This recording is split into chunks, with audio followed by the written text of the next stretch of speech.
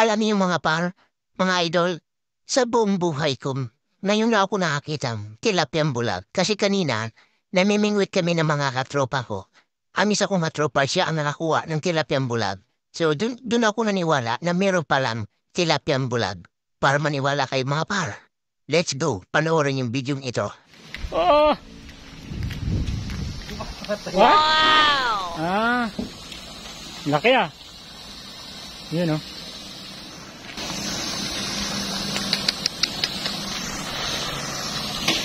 Oh, bulag na pala to.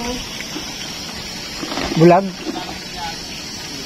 Ay, isang mata lang. Tinamaan niya ng Ito na habang namimingwit kami ng mga katropa ko.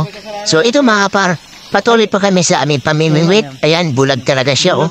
Ala, kawawa. Pero okay lang kasi good size at kinuha namin siya. Ito mga par mo kasi ito yung pispa namin dito maliit ng aking bus.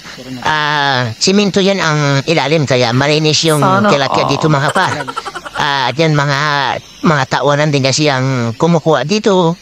Yan, maraming salamat sa inyo mga par, mga idol. At po sa inyo lahat, ingat kayo palagi. Bye-bye!